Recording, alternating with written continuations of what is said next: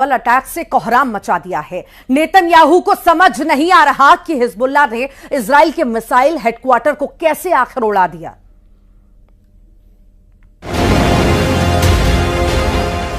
उड़ा दिया इजराइल का मिसाइल हेडक्वार्टर।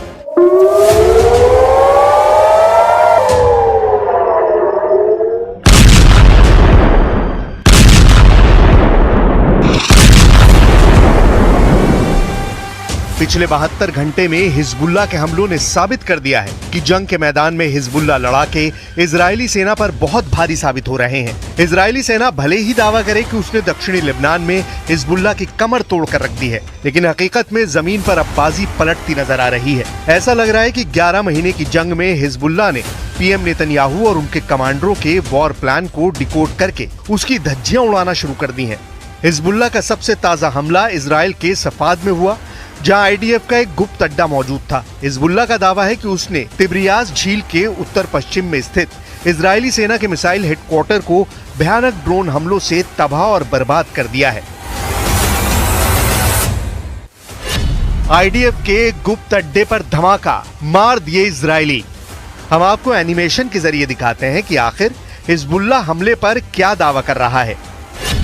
दावों के मुताबिक हिजबुल्लाह की ड्रोन यूनिट ने इजराइल के सफाद में मौजूद इजराइल के मिसाइल हेडक्वार्टर को तबाह कर डाला है। हिजबुल्लाह का दावा है कि इजराइल ने सफाद में एक गुप्त मिसाइल अड्डा बना रखा था, जिसमें हजारों की तादाद में मिसाइलें मौजूद थीं। हिजबुल्लाह ने सटीक और पक्की खुफिया जानकारी के आधार पर अचानक भीषण ड्रोन हमले किए हैं, जिसमें इजराइल के मिसाइल हेडक्वार्टर को पूरी तरह से उड़ा दिया गया है। इस हमले में कई इजरायली सैनिकों के मारे जाने की भी खबर आ रही है।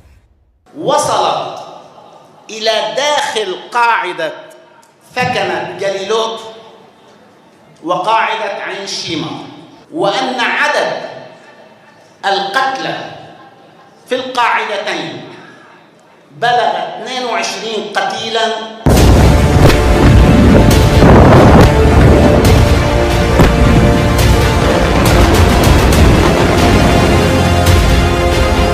इधर इजरायली सेना ने हिजबुल्लाह के दावों पर कोई प्रतिक्रिया नहीं दी है। इजरायली सेना अभी भी दक्षिणी लेबनान पर भीषण हवाई हमले करने में जुटी है। पीएम नेतन्याहू भी हिजबुल्लाह के हमलों पर चुप्पी साधे बैठे हैं, लेकिन हिजबुल्लाह ने यूरोपियन और मिडिल ईस्ट के टॉप सूत्रों से पता लगाने का दावा किया है कि उसके हमले से इजरायली सेना को भारी नुकसान हो रहा है। अब आप ये देखिए कि हिजबुल्लाह लड़ाके इजरायली मिसाइल डिपो को उड़ाने पर और क्या क्या दावे कर रहे हैं। हिजबुल्लाह के दावों के मुताबिक 15 सितंबर यानी शनिवार को उसने इजरायली सैन्य अड्डे पर हमला किया है। हिजबुल्लाह ने कहा कि उसने आईडीएफ के तोपखाने और मिसाइल इकाई के मुख्यालय को पूरी तरह से बर्बाद कर डाला है। दावा किया जा रहा है कि लगभग 11 महीने की गजा और लेबनान जंग में पहली बार इजराइल के गुप्त अड्डे का पता इजराइल के दुश्मनों को लगा है। हिजबुल्लाह ने इजराइल के खिलाफ दक्षिणी लेबनान के अल अहमदी और कफर रूमाने सहित लेबनानी शहरों पर हमले के जवाब के तौर पर भीषण हमला किया है। हिजबुल्लाह लड़ाकों ने उत्तरी कमान के मुख्यालय और 91 डिवीजन के लॉजिस्टिक बेस को निशाना बनाया है। हिजबुल्लाह का दावा है कि उसने ग्रेड प्रकार के दर्जनों रॉकेट और ड्रोन से हमले इजरायली सैन्य ठिकानों पर किए हैं। हिजबुल्लाह का हमला होते ही इजराइल के अवीविम, एलिफ्लेंट, कोराजिम वेरेड, अनमोन, कब्जे वाले शहर सफाद, अमूका, डाल्टन और ब्रिये में जोरदार सायरन बजने लगे थे। वहीं हिजबुल्लाह लड़ाकों ने रोसियत अल आलम में इजरायली सैन्य अड्डे के पास एक इजरायली मरकावा टैंक को एंटी टैंक गाइडेड मिसाइल से तबाह करने का दावा किया है। अब ऐसे हालात में सवाल उठ रहे हैं कि आखिर इजरायली सेना और नेतन्याहू किस आधार पर दावा कर रहे हैं कि इजरायली सेना गजा से लेकर लेबनान तक जंग जीत रही है, जबकि इजराइल के मिसाइल हेडक्वार्टर को तबाह करने से पहले हिजबुल्लाह लड़ाके एक बड़े हमले में इजराइल के 22 सैनिकों को मारने का दावा कर चुके हैं। हिजबुल्लाह लड़ाकों ने इजरायली सेना पर ऐसा खूंखार और बेरहम हमला किया कि इजराइल के प्रधानमंत्री नेतन्याहू और रक्षा मंत्री योव गैलेंट के होश फाख्ता हो गए। इजराइल को रत्ती भर उम्मीद नहीं थी कि हिजबुल्लाह तेल अवीव के पास इजरायली सेना के गिलॉट बेस को तबाह कर सकता है। हिजबुल्लाह के चीफ नसरल्लाह ने डंके की चोट पर दावा किया है कि हिजबुल्लाह ने रॉकेट और ड्रोन हमलों से इजराइल के 22 सैनिकों को मार डाला है। हिजबुल्लाह को कमजोर समझना शायद इजरायली सेना की सबसे बड़ी भूल साबित हो चुकी है। इजरायली सेना बेशक गजा के साथ साथ लेबनान पर घातक हमले कर रही हो, लेकिन खुद इजराइल के टॉप सैन्य अफसर चेतावनी दे रहे हैं कि हिजबुल्लाह को हमास समझना इजरायली सेना की बड़ी भूल साबित हो सकती है। हम आपको इजराइल के Israeli reserve major general Yitzhak Brick के बयान और चेतावनी दिखाते हैं, जिसमें वो साफ साफ संकेत दे रहे हैं कि हिजबुल्लाह के सफाए के चक्कर में कहीं इजराइल का ही सफाया ना हो जाए। Reserve major general Yitzhak brick का साफ कहना है कि अगर लेबनान से सीधी और बड़ी जंग इजराइल ने की तो हिजबुल्लाह इजराइल के तेल अवीव गुशदैन को तबाह कर सकती है। इजरायली जनरल ने यहां तक कहा कि अगर इजराइल ने लेबनान के साथ युद्ध को आगे बढ़ाने का फैसला किया तो इसके गंभीर परिणाम भुगतने होंगे। उन्होंने यहां तक कहा कि इजरायली सेना के टॉप अफसरों की बात निरर्थक होती जा रही है। इजरायली चैनल 12 के साथ एक इंटरव्यू में इजरायली जनरल ब्रिक ने यहां तक कह दिया कि हिजबुल्लाह पर हमले का झूठा प्रचार बंद करें, क्योंकि इजरायली सेना काफी छोटी है। इजरायली सेना के पास सिर्फ 6 डिवीजन है जो हमास तक को खत्म नहीं कर सकती है। ऐसे हालात में लेबनान में हिजबुल्लाह से सीधी जंग इजरायली सेना की 6 डिवीजन नहीं कर पाएगी और लेबनान युद्ध इजराइल के वजूद पर बहुत भारी पड़ सकता है। पिछले 100 घंटे में हिजबुल्लाह ने इजराइल के गिलॉट बेस में हमला करके 22 इजरायली सैनिकों को मार डाला है और अब इजराइल के सफाद में पूरा मिसाइल हेडक्वार्टर उड़ाकर हिजबुल्लाह ने इजरायली सेना की हालत खराब करके रख दी है। अब देखना होगा इजराइल हिजबुल्लाह के हमलों का बदला कैसे लेता है।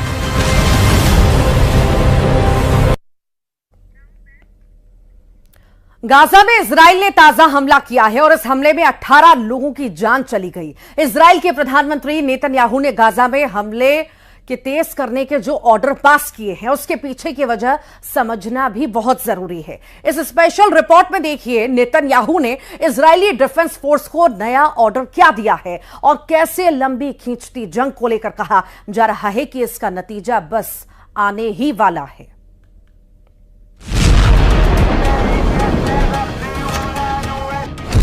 गाजा में बिछ गई मौत की चादर। नेतन्याहू की फौज का ऑपरेशन सर्वविनाश एक्टिवेट। 18 लोगों की हो गई मौत, 40 से ज्यादा हो गए घायल। अब तक 41,000 से ज्यादा फिलिस्तीनियों की मौत, 80,000 से ज्यादा घायल। दुनिया ने ऐसी क्रूर जंग नहीं देखी होगी।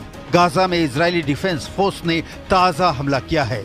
यह हमला दक्षिणी गाजा में हुआ है। इजरायली सेना ने एक स्कूल को निशाना बनाकर जबरदस्त बमबारी की है। गाजा के जिस स्कूल में यह हमला हुआ है वहां ज्यादातर विस्थापित लोग शरण लिए हुए थे। इस हमले में बच्चे भी मारे गए हैं। जमीन का सीना चीरकर गाजा में जिंदगी बचाने की जद्दोजहद बता रही है कि यह जंग इंसानियत पर किस कदर भारी पड़ रही है। इसके अलावा खान यूनिस में इजराइल हमास युद्ध से विस्थापित फिलिस्तीनियों के लिए बने एक शिविर को निशाना बनाया गया।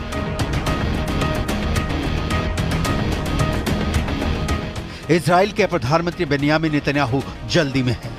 गाजा को मिट्टी में मिला देने की जल्दी में नेतन्याहू की फौज ने गाजा पर हमले और तेज कर दिए हैं। नेतन्याहू की जल्दी की कई वजहें हैं। पहली वजह, 11 महीनों की लंबी जंग से इजराइल की जनता उकता चुकी है। दूसरी वजह, नेतन्याहू को लेकर इजराइल की जनता इस पर विमर्श कर रही है कि वो बंधक संकट सुलझाने में फेल साबित हुए हैं। तीसरी वजह, नेतन्याहू के खिलाफ उनकी कैबिनेट में भी विरोध की आवाजें उठने लगी हैं। चौथी वजह, नेतन्याहू के खिलाफ इजराइल में विरोध प्रदर्शन शुरू हो चुके हैं। पांचवी वजह, इंटरनेशनल बिरादरी से नेतन्याहू पर आम फिलिस्तीनियों की मौत को लेकर सवाल उठ रहे हैं। वो लोग जिनका इस युद्ध से कोई लेना देना नहीं है, वो भी जंग के मलबों में कुछ इस कदर दबे हुए हैं जहां रहना तो छोड़िए, सांस लेना भी मुश्किल हो रहा है। गाजा का हाल यह है, वहां जीने के लिए जरूरी चीजें तो लगभग खत्म ही हो गई हैं। मरने के बाद दफनाने तक की जगह भी कम पड़ती दिख रही है। 23 लाख की आबादी हर पल मौत की आशंका में जीने को विवश है। 7 अक्टूबर 2023 से ही गाजा में तकरीबन हर रोज इजरायली ऑपरेशन हो रहा है। युद्ध विराम के लिए कई दौर की बातचीत भी बेनतीजा रही है। फिलहाल ये जंग कब थमेगी इसके कोई आसार नजर नहीं आ रहे हैं। यही वजह है कि इजराइल के तेल अवीव में बंधकों की रिहाई की मांग तेज हो गई है। इजराइल में शनिवार को हजारों प्रदर्शनकारियों ने सेना मुख्यालय और दूसरे सरकारी इमारतों पर धावा बोल दिया।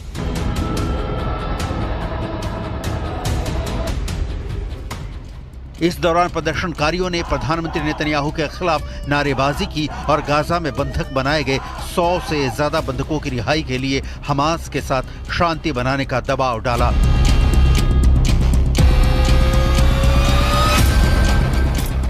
कई लोगों ने समझौता करने में विफलता के लिए पीएम नेतन्याहू को जिम्मेदार ठहराया, क्योंकि उन्हें लगा कि युद्ध के दौरान उन्हें सत्ता में बने रहने में मदद मिलेगी। इस दौरान प्रदर्शनकारियों ने शहर के एक पुल पर चक्का जाम कर दिया। यातायात व्यवस्था भी ठप हो गई।